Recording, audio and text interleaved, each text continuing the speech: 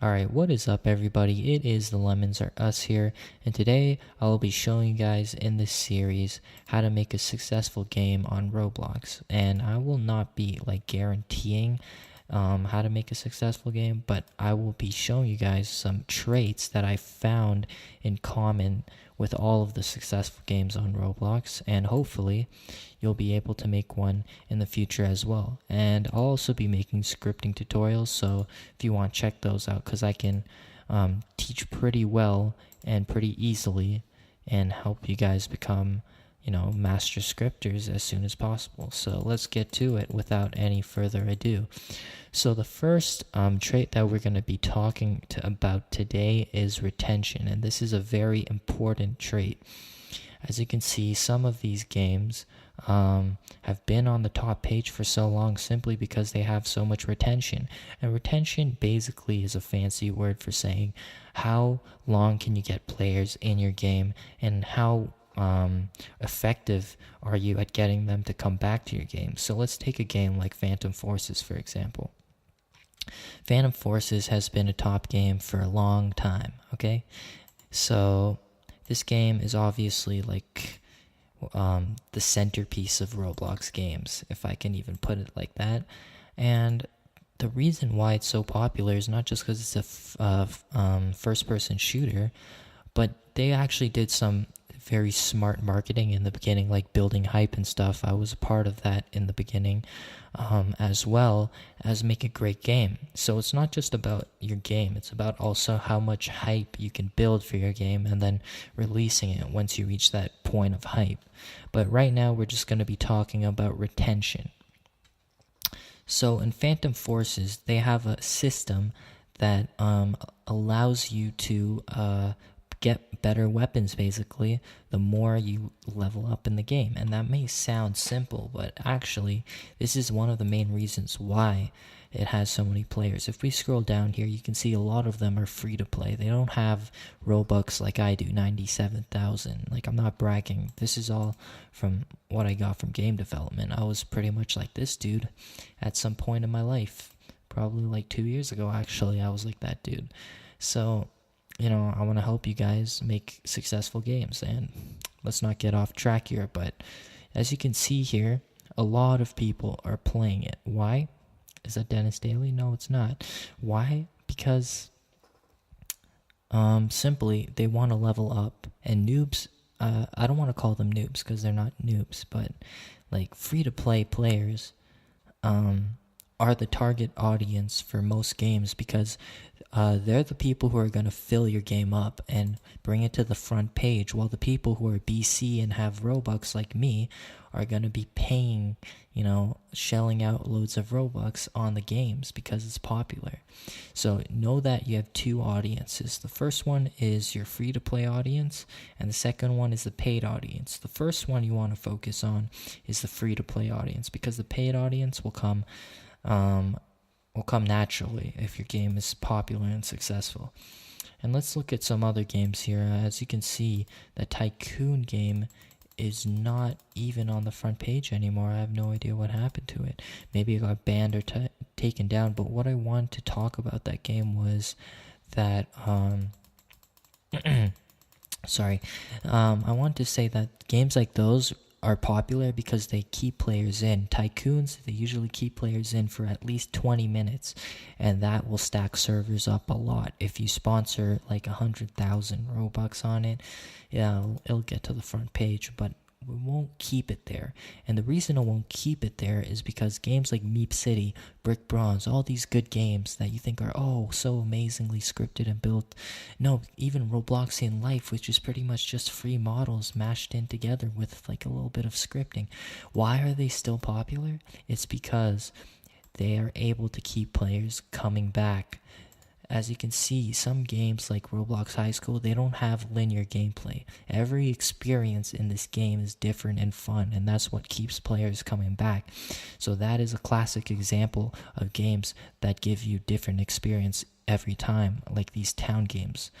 Meep City is a very interesting example that we'll get to later, but let's look at Lumber Tycoon 2 first.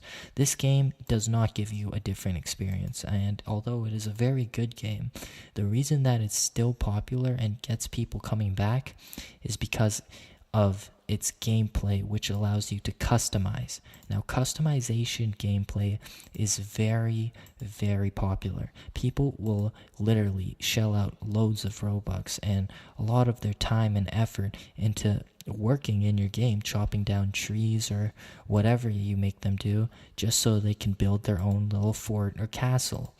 And people, just in general, like making things and designing. That's why you see those designing games like Design It.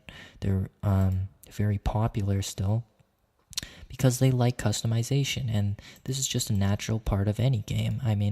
Like games like Rust, you get to make your own house, and this is just one factor of why those games are so successful. So that is why Lumber Tycoon 2 is successful, because of its ability to incorporate not only tycoon gameplay to keep players in, but also to make players satisfied by allowing them to customize. And customization plus tycoon equals profit.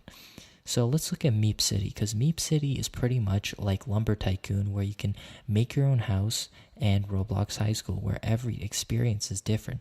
And this creates what we call like an MMORPG effect, like Club Penguin. You get an amazing rich world experience, and full of new people, new experiences that make you keep coming back. It's almost like a separate game inside of Roblox, like Club Penguin. And this is very attractive, very appealing to any audience, because they will love the fact that they can customize their house. They also get pets, which is pretty cool, like those things flying around. I don't know, are they called meeps or something?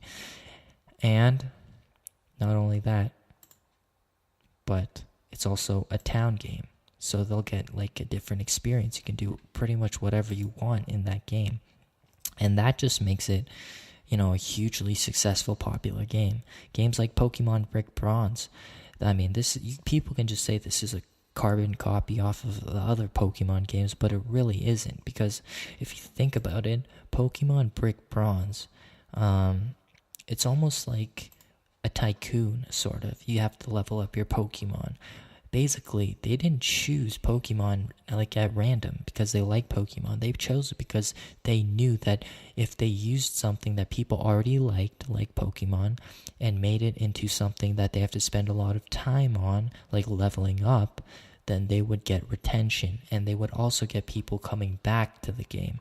And this is why it's hugely successful. Now, okay, I'm talking about the really successful games, but let's talk about some games that have kind of fell off the map a little bit. Now, I don't want to go hate on any game or anything, but there was this game called, I think, Anime Cross, and this game was right here.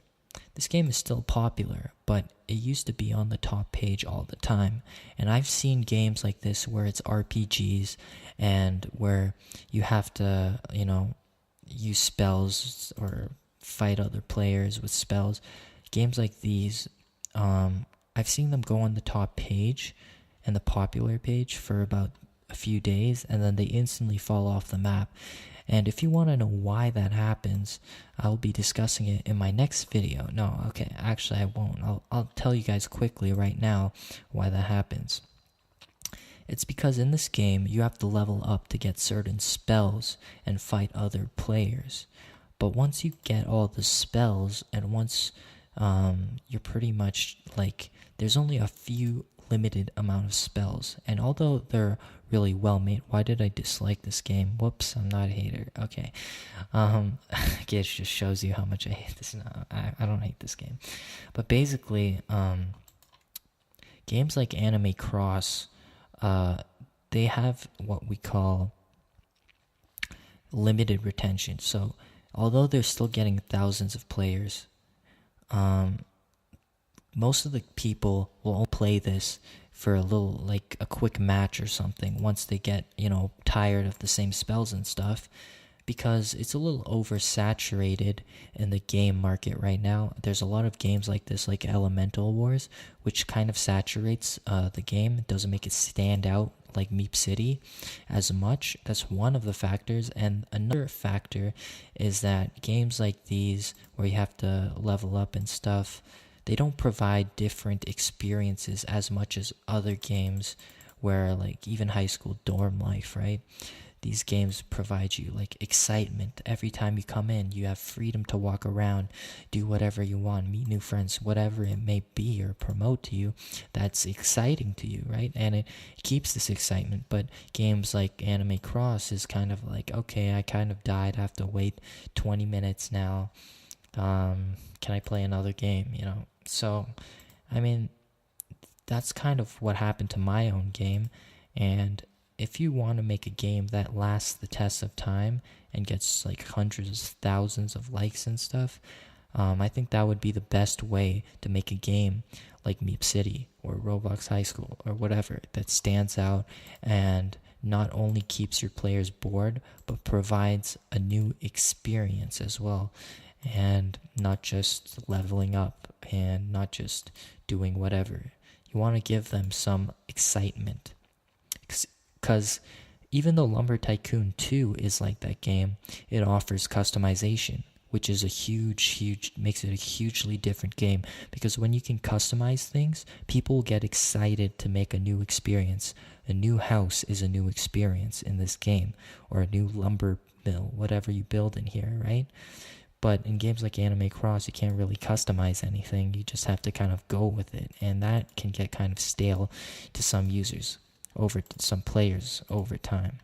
So that was kind of just my quick chat on how to make a successful game, or on just discussing one of the topics about that. In my next video, I will be explaining another topic, which is what these games all share in common that will make your game stand out. Like, let me think of an analogy right here, like a red balloon in a sea of yellow balloons. I don't know, but basically, stay tuned for that, guys. And if you like this video, if you even got to this point, please leave a like and subscribe to see more of these videos, because I really appreciate the support, and it's what keeps me going to help you guys make your own games and stuff. So thanks for all the support, and I'll see you guys in the